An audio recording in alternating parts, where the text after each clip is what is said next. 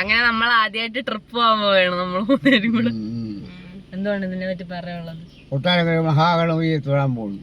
ഭഗവാനെ തൊഴുത് വിഘ്നങ്ങളെല്ലാം തീർത്ത് രക്ഷിക്കണേന്ന് പ്രാർത്ഥിക്കാം.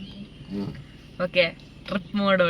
അപ്പം നമ്മുടെ ഇന്നത്തെ പരിപാടി കൊട്ടാരക്കര ശ്രീ മഹാഗണപതി ക്ഷേത്രത്തിലോട്ട് പോവുക എന്നുള്ളതാണ്. അപ്പോൾ കുറേ പേര് കാറിന് എത്ര റേറ്റായി എന്നൊക്കെ ചോദിക്കണമുണ്ടായിരുന്നു. ഇതിൻ്റെ ഷോറൂം പ്രൈസ് വരുന്നത് 4,79,900 ആണ്. പിന്നെ ഇതിൻ്റെ ഓൺ റോഡ് പ്രൈസ് വരുന്നത് 5,59,204 രൂപയാണ്. ഇതിൻ്റെ മോഡൽ എന്ന് പറയുമ്പം എസ്പ്രസോ VXI പ്ലസ് ആണ്. നമുക്കിതിൽ ഫസ്റ്റ് ഇയർ ഫുൾ കവറേജ് ഇൻഷുറൻസും പിന്നെ പ്ലസ് 2 ഇയേഴ്സ് തേർഡ് പാർട്ടി ഇൻഷുറൻസും ആണ് ഉള്ളത്. പിന്നെ ഡ്രൈവിംഗ് എക്സ്പീരിയൻസിനെ കുറിച്ച് പറയുകയാണെന്നുണ്ടെങ്കിൽ ഇതൊരു കംഫർട്ടബിൾ ആയിട്ടുള്ള വണ്ടിയായിട്ട് എനിക്ക് തോന്നി. നല്ല ബിഗിനർ ഫ്രണ്ട്ലി ആണ്. ചെറിയ ചെറിയ റോഡുകളിലൊക്കെ ഓടിക്കുകയാണെന്നുണ്ടെങ്കിൽ നമുക്ക് എളുപ്പമായിട്ട് ഓടിക്കാൻ പറ്റുന്നുണ്ട്. ഫോൺ യൂസ് ചെയ്തിട്ട് ഡ്രൈവ് ചെയ്യാൻ അത്രയ്ക്ക് പ്രോയൊന്നുമല്ല ഞാൻ, അതുകൊണ്ട് അമ്മയെ കൊണ്ടാണ് വീഡിയോ എടുപ്പിക്കണേ. മിഡിൽ ക്ലാസ് ഫാമിലിക്കൊക്കെ അഫോർഡ് ചെയ്യാൻ പറ്റിയ ഒരു 5 സീറ്റർ വാഹനം എന്ന് തന്നെ വേണമെങ്കിൽ പറയാം.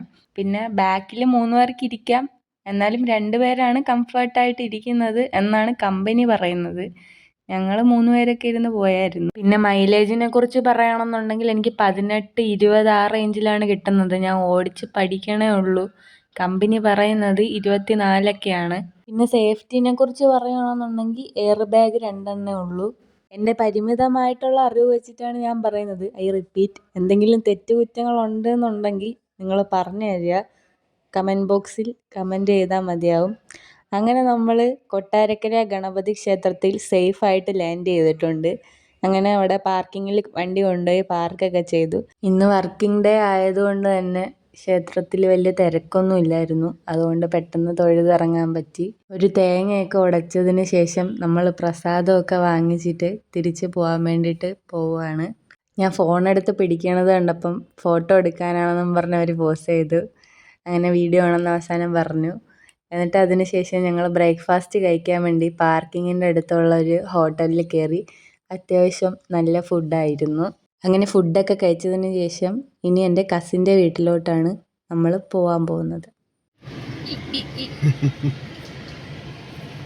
നമ്മുടെ വ്ളോഗിനെ 20K വ്യൂ ആയി, 20,000 ആൾക്കാരുണ്ട്. ഒരു താങ്ക് യു പറഞ്ഞു.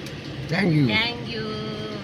അങ്ങനെ ഞങ്ങൾ കസിൻ്റെ വീട്ടിലൊക്കെ എത്തി ഒരു ചായയൊക്കെ കുടിച്ച് കുറച്ച് കൊച്ചു വർത്താനമൊക്കെ പറഞ്ഞിരുന്നു. അങ്ങനെ നമ്മൾ വീട്ടിലോട്ട് പോവുകയാണ് സുഹൃത്തുക്കളെ. കുറേ നേരം സമാധാനമായിട്ട് പോയപ്പോൾ ചെറിയൊരു ബ്ലോക്കൊക്കെ കിട്ടി. എന്നിരുന്നാലും ഞാൻ എൻ്റെ ആത്മധൈര്യം വെച്ച് എങ്ങനെയെങ്കിലും അത് മറികടന്നു. ഇങ്ങനെയുള്ള സാഹചര്യങ്ങളിലാണ് ഈ വണ്ടി ഏറ്റവും കംഫർട്ടാണെന്ന് എനിക്ക് തോന്നിയത്. കാരണം ചെറുതായതുകൊണ്ട് നമുക്ക് എങ്ങനെ വേണമെങ്കിലും ഒതുക്കാം. ഒന്നും കൂടെ ചോപ്പിൽ നിൽക്കിട്ടോ, ഒന്നുകൂടെ 2 വട്ടം ചോപ്പിൽ നിൽക്കിയേ. ചതുരത്തിൽ ഇരിക്കുന്ന ചോപ്പിലാണോ? 2 വട്ടം ഞെക്കണോ? നിന്നെ കാണാം സ്ക്രീനിൽ. പിന്നെ ഇതിൻ്റെ ഡിസ്പ്ലേയും സ്പീഡോമീറ്ററൊക്കെ വരുന്നതെന്ന് വെച്ചാൽ സെൻറ്ററിലാണ്. പിന്നെ ഡിസ്പ്ലേൻ്റെ കൺട്രോൾ നമുക്ക് സ്റ്റിയറിങ്ങിലും ഉണ്ട്. നമുക്ക് കോളൊക്കെ വരുവാണെന്നുണ്ടെങ്കിൽ എടുക്കാനാണെങ്കിലും കട്ട് ചെയ്യാനാണെന്നുണ്ടെങ്കിലും. പിന്നെ മോഡ് മാറ്റാം, വോളിയം കൂട്ടാൻ കുറയ്ക്കാൻ, പിന്നെ മ്യൂട്ട് ചെയ്യാൻ, അതേപോലെ ഉള്ളതൊക്കെ നമുക്ക് സ്റ്റിയറിങ്ങിൽ കൺട്രോളുണ്ട്. സോ ഇത്രയൊക്കെ തന്നെയാണ് എനിക്ക് എക്സ്പ്രസ്സോനെ കുറിച്ച് പറയാനുള്ളത്. പിന്നെ എനിക്ക് ഓരോ ട്രിപ്പിലും കിട്ടിയ മൈലേജ് ഞാൻ ഇതിനകത്തേക്ക് കൊടുത്തേക്കാം. സോ ഗൈസ്, ഇന്നത്തെ ഈ വീഡിയോ ഇത്രേ ഉള്ളൂ. Bye bye. Bye bye.